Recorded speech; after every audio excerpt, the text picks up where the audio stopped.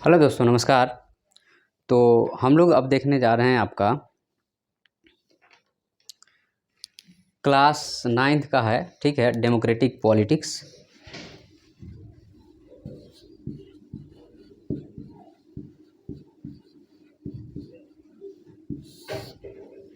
जो बुक है वह है आपका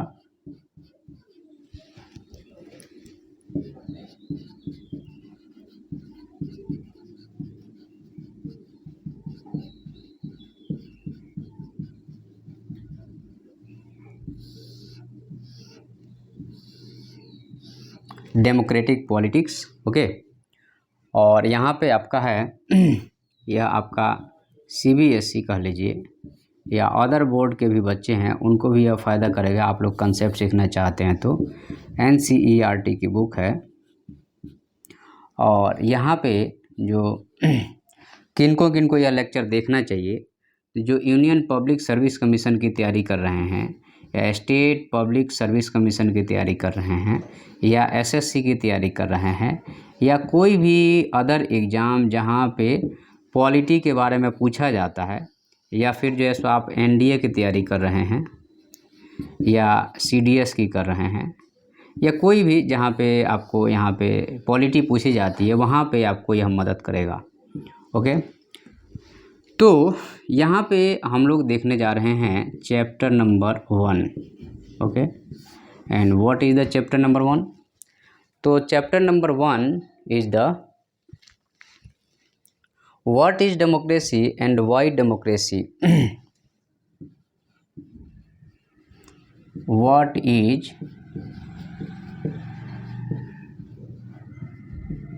democracy and why democracy?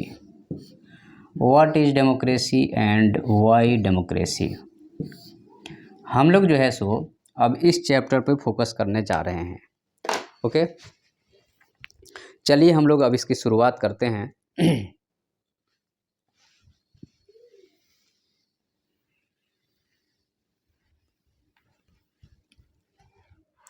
तो अगर हम बात करते हैं यहाँ पे इंट्रोडक्शन की,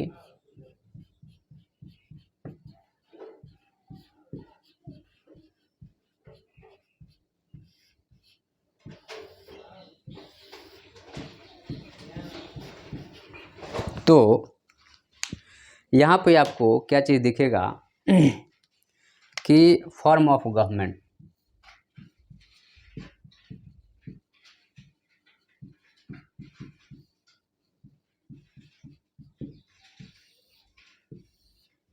सरकार के अलग अलग प्रकार होते हैं और एक तरह से कहा जाए तो ये समय के साथ में निकला है, इवॉल्व हुआ है टाइम के साथ में, क्योंकि आपको पता है कि कोई भी गवर्नमेंट परफेक्ट नहीं होता है। कोई भी, चाहे डेमोक्रेसी हो ऑटोक्रेसी हो, कोई भी परफेक्ट नहीं है, क्योंकि किसी भी गवर्नमेंट में 100% पब्लिक को आप खुश नहीं रख सकते हैं। तो फिर आता है कि मेजॉरिटी कम से कम तो खुश रहे।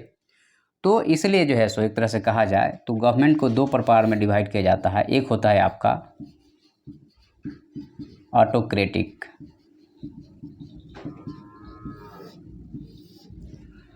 और दूसरा होता है डेमोक्रेटिक।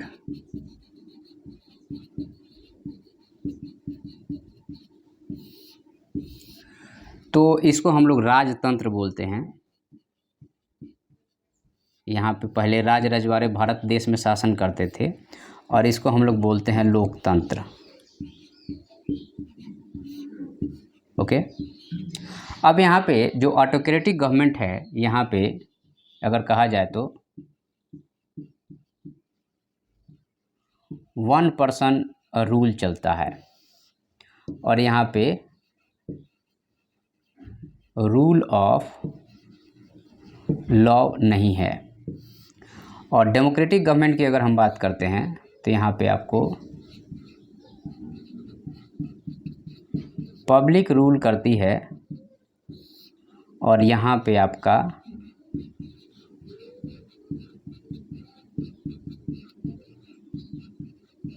रूल ऑफ लॉ चलता है। ओके, तो अब यहाँ पे देखिए कि यहाँ पे पब्लिक हैप्पी या अनहैप्पी हो सकती है, और यहाँ पे भी पब्लिक हैप्पी या अनहैप्पी हो सकती है। ठीक है, कोई ज़रूरत नहीं है चाहे कि अब राजा रामचंद्र या रामराज की बात करते हैं, तो अभी एक तरह से कहा जाए तो ऑटोक्रेटिक ही गवर्नमेंट थी। जो आप आज के डेट में हम लोग कहते हैं कि भाई राम राज्य होना चाहिए अकॉर्डिंग टू गांधी जी, ठीक है, that is the M.K. Gandhi, Mohandas Karamchand Gandhi, इनका कहना था कि भाई राम राज होना चाहिए। लेकिन राम राज तो होना चाहिए, लेकिन वहाँ राजा तो ऑटोक्रेटिक था, डेमोक्रेटिक तो था ही नहीं वहाँ। तो अकॉर्डिंग राजा राम जो है सो वह जो है सो डेमोक्रेटिक नहीं है, वो तो ऑटोक्रेटिक है। तो यहाँ पे कोई ज़रूरी नहीं है कि पब्लिक हैप्पी हो या अनहैप्पी हो, दोनों कंडीशन में।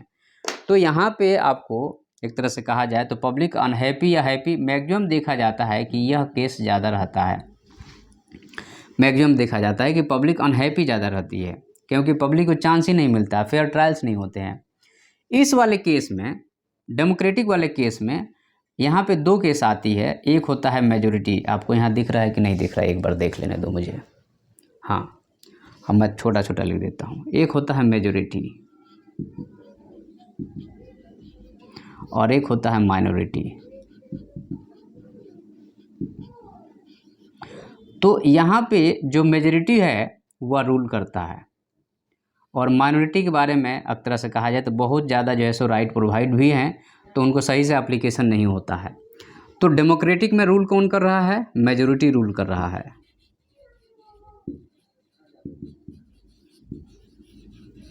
ओके। और ऑटोक्रेटिक में रूल कौन कर रहा है? तो 1% रूल कर रहा है।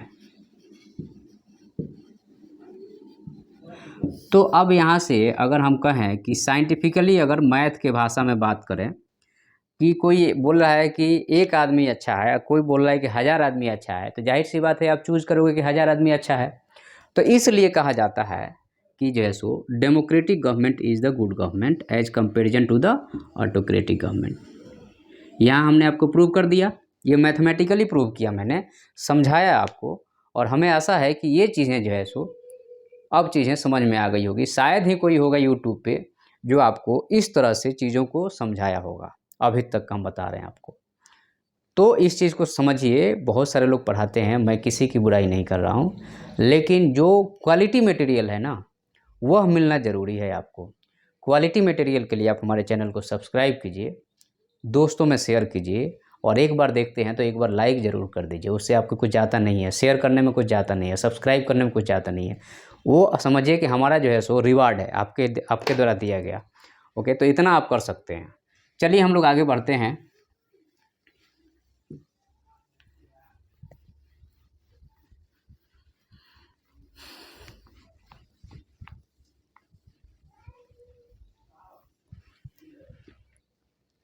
अब हम बात करेंगे यहाँ पे डेमोक्रेसी क्या है, व्हाट इज़ डेमोक्रेसी। तो डेमोक्रेसी और ऑटोक्रेसी तो आपने समझ लिया।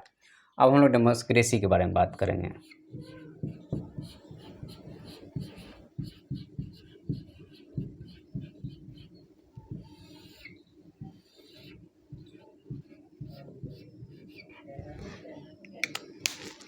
डेमोक्रेसी क्या है, इसके बारे में अगर हम बात करते हैं अगर आपसे, तो डेमोक्रेसी का सिंपल शब्द कहें अगर कि democracy a form of government है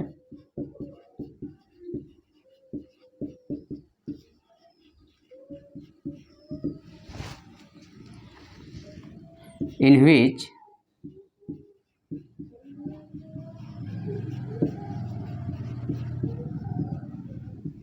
rulers are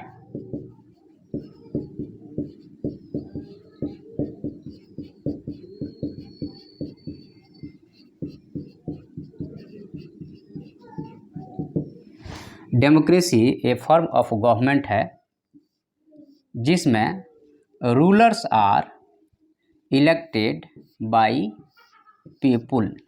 democracy is the form of government in which rulers are elected by the people. That is the simple definition, that is the clear definition. Okay, तो यहाँ तक आपको समझ में आया गया होगा कि डेमोक्रेसी का मतलब क्या है और उसका बेसिक डेफिनेशन क्या है. Now we are moving forward and looking that features of democracy. Okay, what is the basic features of democracy. Okay, तो अब हम बात करेंगे यहाँ पे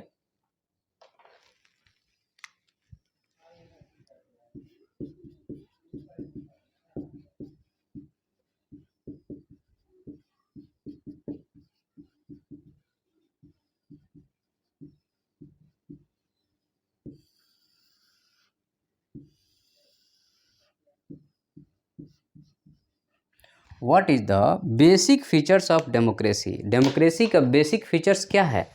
ठीक है, तो सबसे पहला फीचर्स है इसमें कि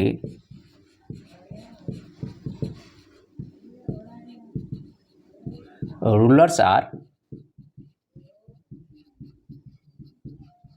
elected by people.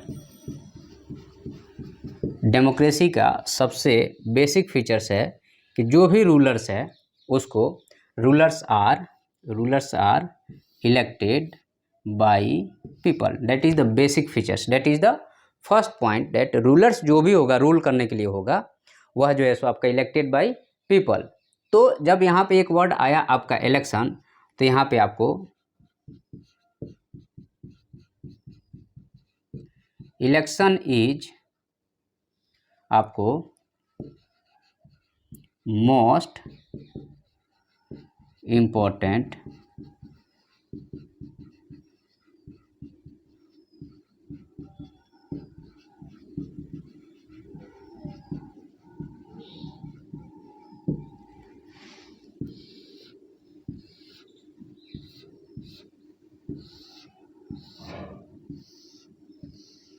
Election is most important features of democracy. Election जो है सो आपका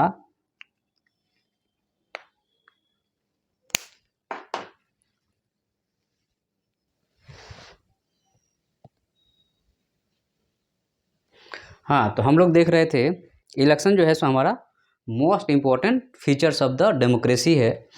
तो फिर आपका तीसरा पॉइंट आता है इसी में कि जो इलेक्शन होना चाहिए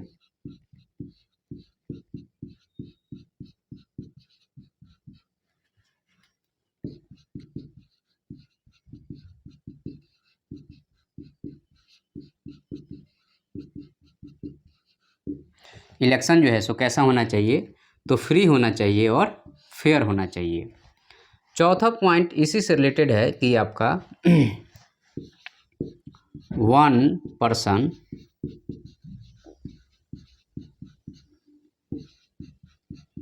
वन वोट, और उसका वैल्यू कितना होना चाहिए, तो वन वैल्यू होना चाहिए. तो देखो आपको यहाँ पे है क्या कि एक पर्सन है तो उसका एक वोट होना चाहिए और उसका एक काउंट होना चाहिए.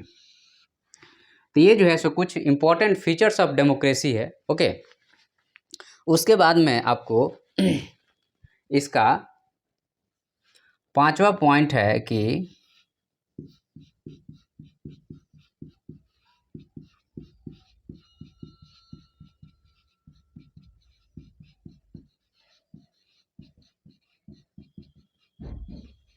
Final decision making power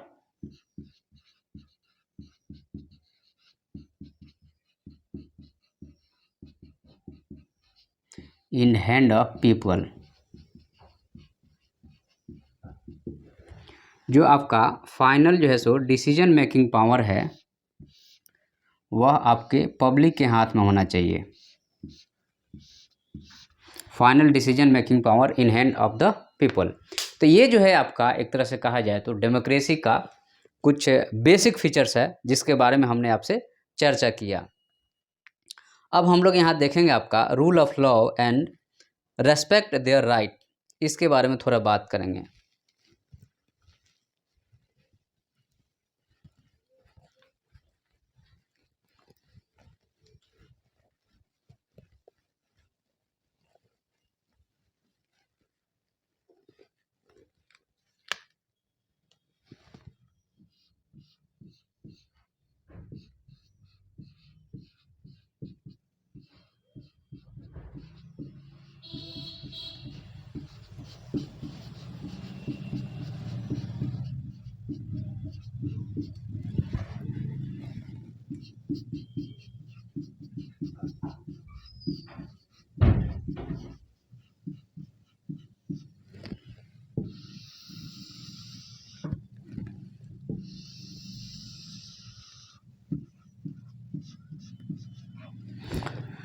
rule of law and respect there right, कि रूल ऑफ लॉ क्या है और साथ में लोगों के आपको राइट को कैसे प्रोटेक्ट करना है। अब यहाँ पे क्या होता है कि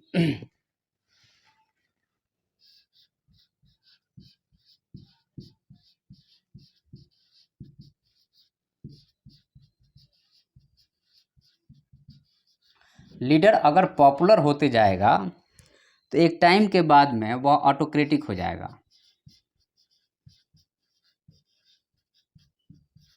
और जैसे ही ऑटोक्रेटिक होगा वहाँ पे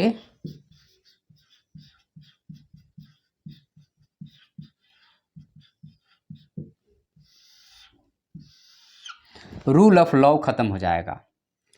जैसे ही ऑटोक्रेटिक होगा वहाँ पे रूल ऑफ लॉ क्या हो गया, खत्म हो गया।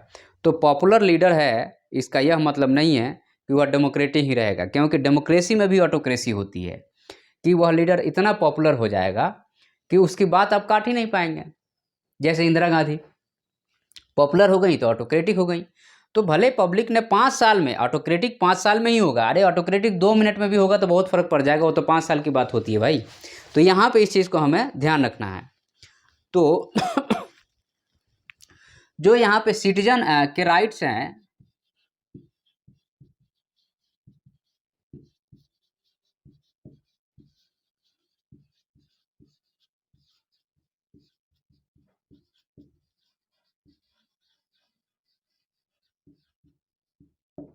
स्टेट जो है आपको सिटीजन के राइट को ध्यान रखे, क्योंकि आपको यहाँ पे रूल ऑफ लॉ का मतलब यही है कि सिटीजन के राइट को हमें कैसे भी करके आपको प्रोटेक्ट करना है। और दूसरा चीज़ यहाँ पे है कि आपको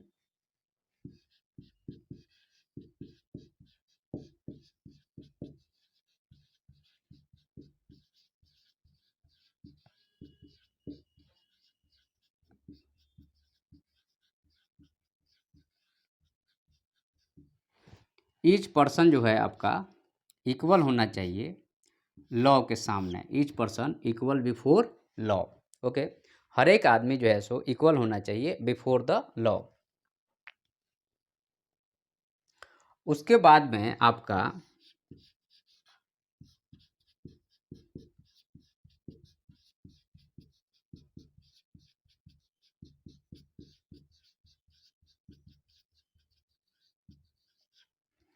इंडिपेंडेंट जुडिशरी टू प्रोटेक्ट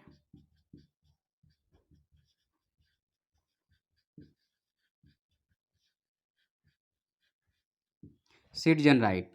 अगर आपका जुडिशरी इंडिपेंडेंट होगा तो वह क्या करेगा, प्रोटेक्ट करेगा किसको, सिटीजन के राइट को।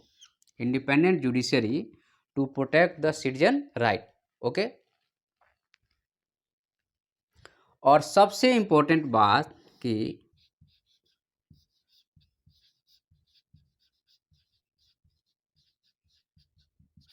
और democratic government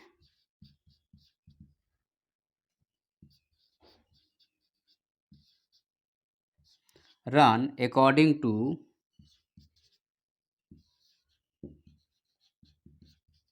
limits of constitution of India. मतलब कि एक डेमोक्रेटिक गवर्नमेंट है तो वह रन करेगा कॉन्स्टिट्यूशन ऑफ इंडिया के लिमिट के हिसाब से। ओके, तो एक डेमोक्रेटिक गवर्नमेंट कैसे रन करेगा, तो वह रन करेगा आपका limits of the constitution of India के हिसाब से। तो ये आपका जो डेमोक्रेटिक गवर्नमेंट का जो है सो उसमें सिटीजन के राइट को रेस्पेक्ट करना है, तो उसमें इतने सारे पॉइंट को आपको लिखना पड़ेगा। देखिए आपको यूपीएससी या स्टेट पीएससी या कहीं पे भी आप इसमें आंसर लिखते हैं ना, तो इसमें बहुत सारे स्कोप रहते हैं, बहुत सारी चीज़ों को आप इंटरलिंक कर सकते हैं। तो इस चीज़ को हमें समझना पड़ेगा। ओके, चलिए हम लोग अब आगे बढ़ते हैं।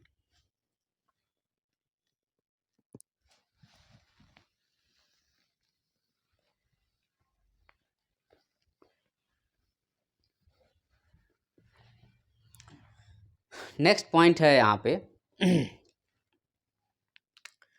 कि अब हम लोग थोड़ा सा डेमोक्रेसी के डेफिनेशन को समरी करते हैं।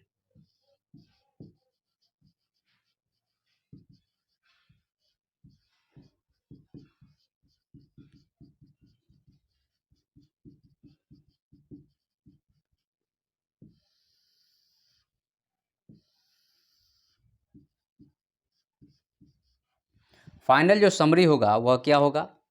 तो यहाँ पे जो फाइनल समरी आ रही है, पहला चीज़ यहाँ पे ये है कि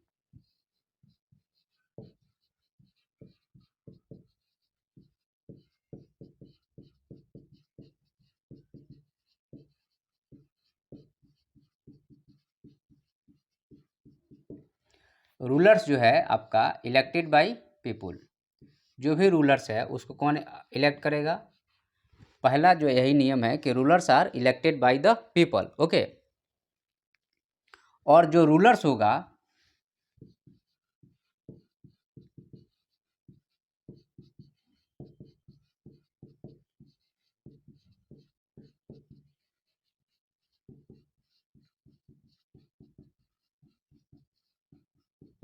और रूलर्स जो होगा वह क्या करेगा? आपका इम्पोर्टेंट डिसीजन लेगा।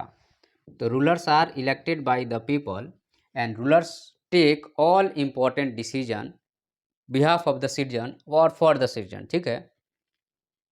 उसके बाद में आपको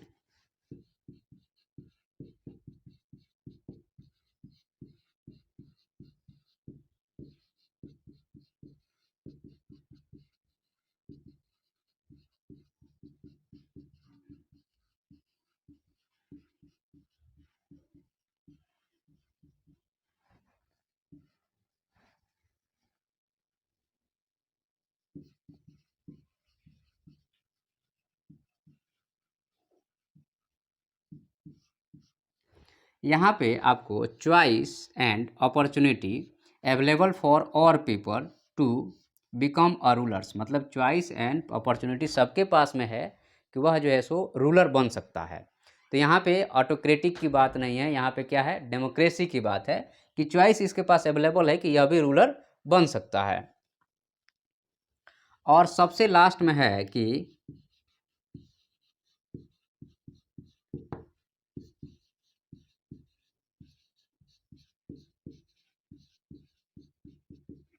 गवर्नमेंट जो है वह रन करेगा according to constitution of India, okay. तो यहाँ पे जो है सो ये समरी हो गया आपका कि ये सारा चीज़ इसमें रहेगा। चलिए आगे बढ़ते हैं हम लोग।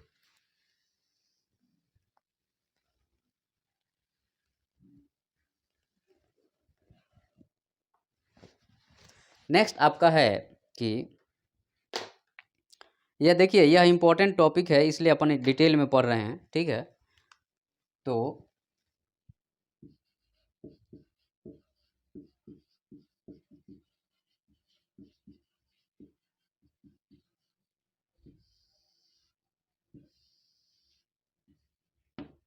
Y democracy?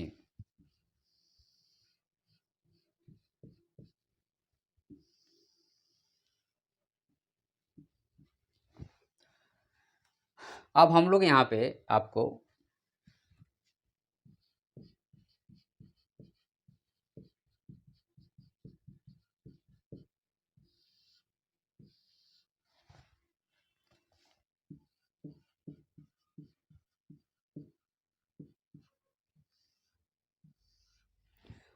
यहाँ पे क्या होगा कि डेमोक्रेसी सही है या गलत है, तो आपको सही और गलत दोनों पॉइंट को कंसीडर करेंगे तब ना पता चलेगा कि डेमोक्रेसी इज गुड और बैड। तो हम लोग दोनों पॉइंट को देखेंगे, argument against the democracy and argument in favour of democracy. तो यहाँ पे अपोजिशन करेंगे डेमोक्रेसी का क्या गलत है और क्यों डेमोक्रेसी सही है, और फिर फाइनल कंक्लूजन में पहुँचेंगे कि डेमोक्रेसी जरूरी है या नहीं है, या आपको क्या करना चाहिए, आपको डेमोक्रेसी चूज करना चाहिए या आपको डेमोक्रेसी नहीं चूज करना चाहिए। तो यहाँ पे पहला पॉइंट है कि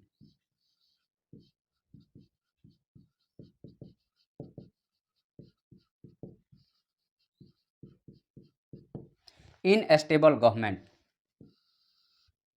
क्योंकि यहाँ पे हमेशा जो है सो पार्टी बदलती रहती है, ठीक है। जैसे अभी आपको बिहार में चल रहा है, बिहार में अब फिर से जो है सो नीतीश कुमार आरजेडी के साथ सरकार बना रहे हैं। इसके पहले जो है सो नीतीश कुमार बीजेपी के साथ में थे। तो इससे क्या होता है? तो इससे ये होता है आपका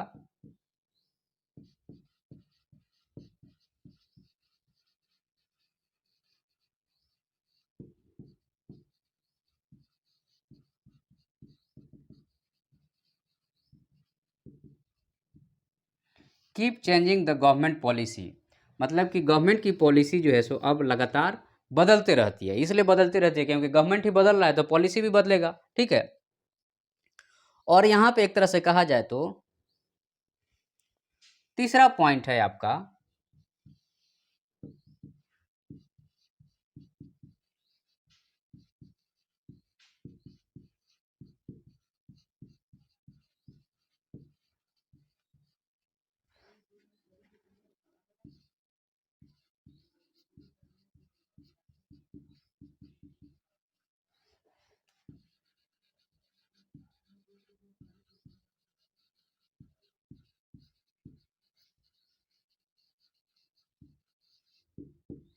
तो डेमोक्रेसी जो है आपका पावर ऑफ कंपटीशन है और यहाँ पे मोरालिटी के लिए स्कोप नहीं है, ठीक है। तो ये इंपॉर्टेंट पॉइंट है कि democracy is power of competition and no scope of morality, यहाँ पे moral point of view zero है, ठीक है। नेक्स्ट पॉइंट है आपको हर एक पॉइंट पे डिबेट होता है और डिबेट होता है तो डिले डिसीजन आता है।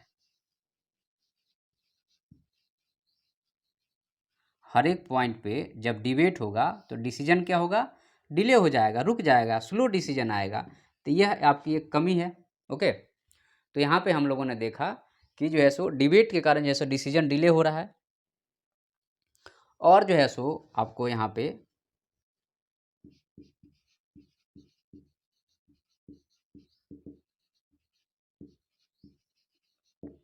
सम टाइम बड़ डिसीजन ले लिया जाता है। जैसे आपका मान लीजिए कि हम कह दें नोटबंदी, तो ये एक बैड डिसीजन था उस टाइम पे, क्योंकि उस टाइम पे हमारी जो है जनता तैयार नहीं थी, हमारे पास डिजिटल इंफ्रास्ट्रक्चर नहीं था। हमने से हाँ बाद में जाके लॉन्ग टर्म में उसका फ़ायदा हुआ क्योंकि आज हम लोग डिजिटली ट्रांजैक्शन करना शुरू कर दिए हैं उसी के कारण। लेकिन स्टार्टिंग में एक बहुत बड़ा धक्का था, उसके बाद में करप्शन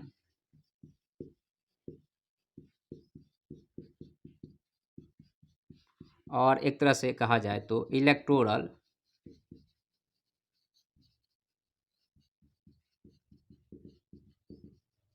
कंपटीशन भी एक बहुत बड़ा यहाँ पे, जो जिसके पास पावर रहता है वही जीतता है, नॉर्मल आदमी यहाँ पे नहीं जीत पाता है। तो यह भी एक समस्या है, करप्शन है, इलेक्टोरल कंपटीशन है, ठीक है। और यहाँ पे आपको नेक्स्ट पॉइंट है कि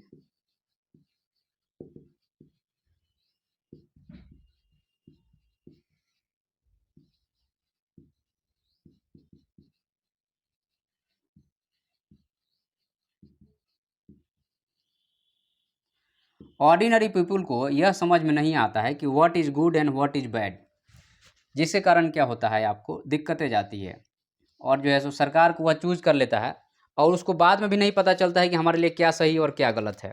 तो इस तरह से क्या होता है एक डेमोक्रेसी में कि प्रॉब्लम आना शुरू हो जाता है। तो ये जो है सो आपका ये 6 पॉइंट जो है सो अपोजिशन में आप लिख सकते हैं डेमोक्रेसी के, इसको एलेबरेट कर सकते हैं, जो हम समझा रहे हैं उसको आप मेंशन कर सकते हैं।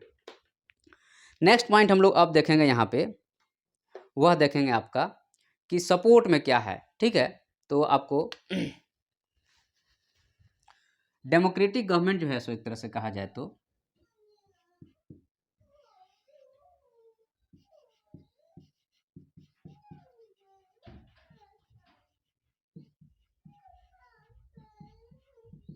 डेमोक्रेटिक गवर्नमेंट एक अकाउंटेबल गवर्नमेंट है। इसलिए अकाउंटेबल गवर्नमेंट है क्योंकि पार्लियामेंट में क्वेश्चन होता है, पब्लिक प्लेटफॉर्म पे क्वेश्चन होता है और बहुत ज़्यादा अति होता है तो 5 साल बाद लात मार के बाहर कर दिया जाता है।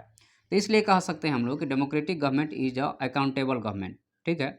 दूसरा पॉइंट यहाँ पे यह है कि डेमोक्रेटिक गवर्नमेंट अकाउंटेबल गवर्नमेंट के अलावा कि जो है सो तो यहाँ पे आपको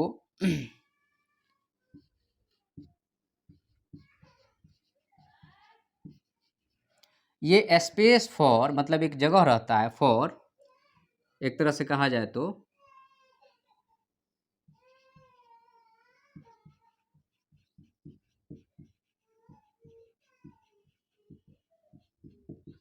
डिसीजन को यहाँ पे एक तरह से कहा जाए तो रीचेक करने का यहाँ पे स्पेस रहता है। तीसरा पॉइंट है कि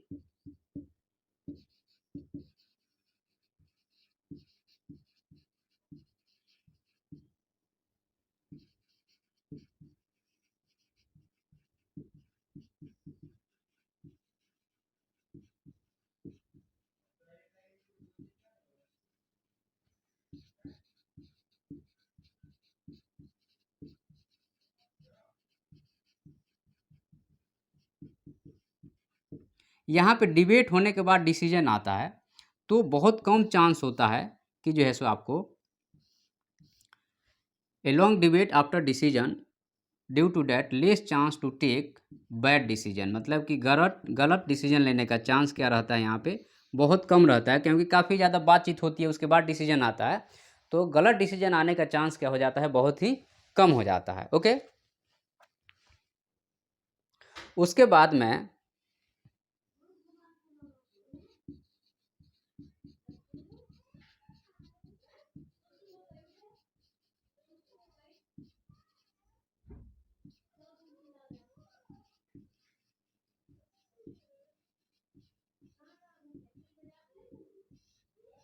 तो जो आपका मान लीजिए कि यहाँ पे कॉन्फ्लिक्ट होता है तो कोर्ट है, तो एक मेथड है कि हमें जो है सो जो भी हमारा कॉन्फ्लिक्ट होगा उसको कैसे हमें रिजॉल्व करना है।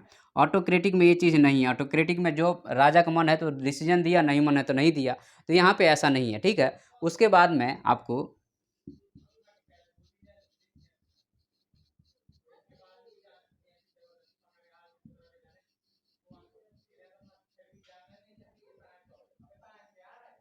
रेस्पेक्ट डिग्निटी, पब्लिक का जो डिग्निटी है यहाँ पे रेस्पेक्टफुल की बात होती है, ठीक है। और सबसे इम्पोर्टेंट बात यहाँ पे यह है कि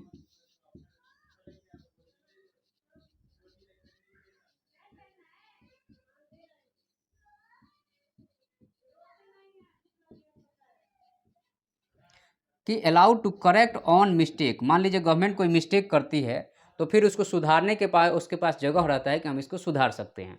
तो हमने आपको बताया है कि डेमोक्रेसी के सपोर्ट में ये 6 पॉइंट है, अपोज में ये 6 पॉइंट है। आप मेंस आंसर राइटिंग कर रहे हैं, कहीं भी कर रहे हैं, अगर ये 6 पॉइंट को लिखेंगे तो आपको बढ़िया से बढ़िया नंबर मिल सकता है। तो इस चीज़ को ध्यान रखिए कि जो भी अपन बता रहे हैं यूपीएससी, स्टेट पीएससी, कहीं पे भी लिखिए, अगर ऐसे लिखेंगे तो आपको 100% मार्क्स मिलेगा, कोई काटेगा नहीं, ठीक है। अब आगे बढ़ते हैं हम लोग।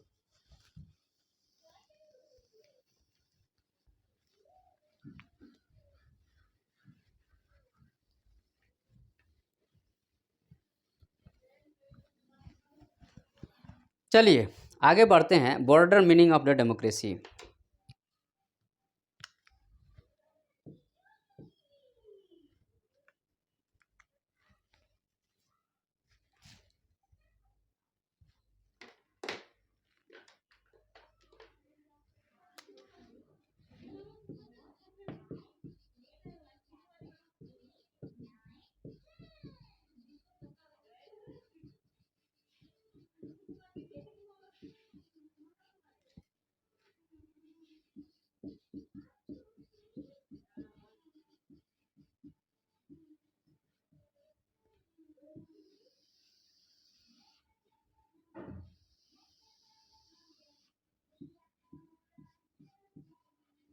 ये broader meaning of the democracy का अगर हम बड़े स्केल पे डेफिनेशन अगर देखते हैं तो सबसे पहला है यहाँ पे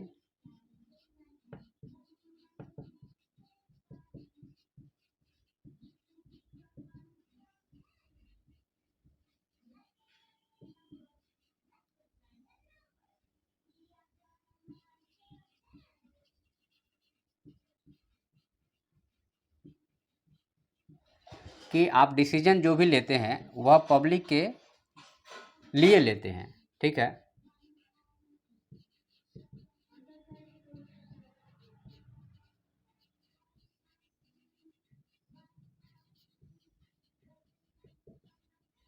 ए रूम टू, आप डिसीजन जो भी ले रहे हैं उसको करेक्ट करने का आपके पास स्पेस रहता है कि उसको हम लोग करेक्ट कर सकते हैं, ठीक है।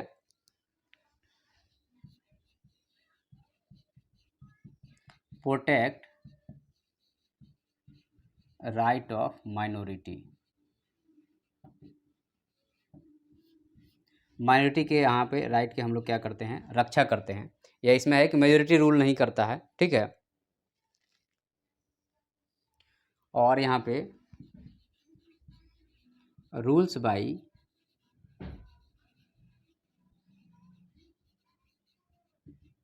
रिप्रेजेंटेटिव्स, रूल्स जो कर रहा है वह कौन कर रहा है, रिप्रेजेंटेटिव कर रहा है। इसका यह मतलब हुआ कि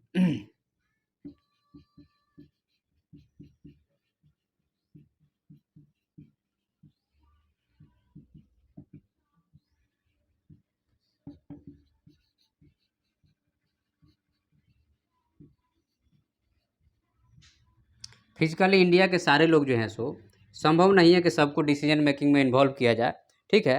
उस इसलिए जो है सो यहाँ पे क्या होता है कि रूल्स जो है सो रिप्रेजेंटेटिव लेते हैं, और रिप्रेजेंटेटिव को कौन चूज करता है, तो पब्लिक चूज करता है। और डिसीजन जो होता है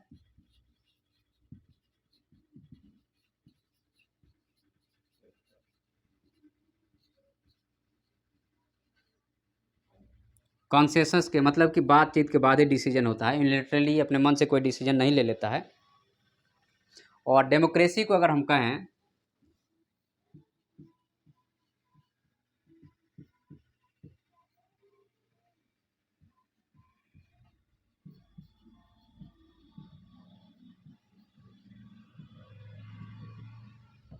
डेमोक्रेसी का मीनिंग ये होता है कि it is a method of taking decision. यह जो ऐसे एक मेथड है कि हमें डिसीजन कैसे लेना है, it is a method of the taking decision, okay.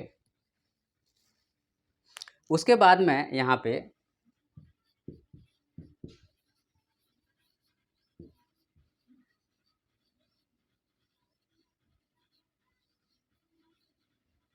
World में कोई भी आइडियल डेमोक्रेसी नहीं है और आइडियल स्टेट नहीं है।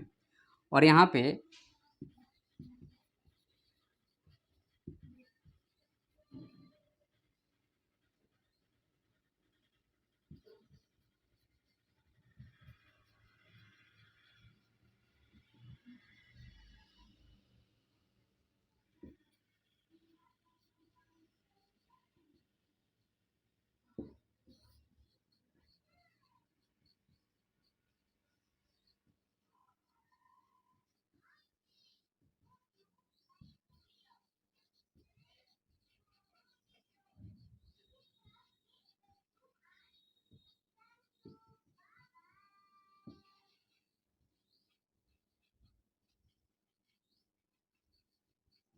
ओके, तो यहाँ पे continuous step taken to improve the quality of decision.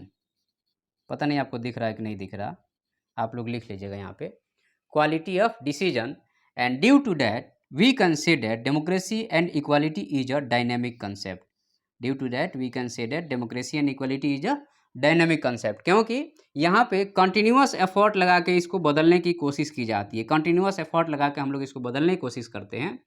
इसलिए जो है सो यहाँ पे इसको कहा जाता है क्या, कि जो है सो यह जो है सो डायनामिक कंसेप्ट है, समय के साथ चेंज हो रहा है यह, और उसके साथ बदलना पड़ेगा, स्टैटिक कोई चीज़ यहाँ पे है ही नहीं।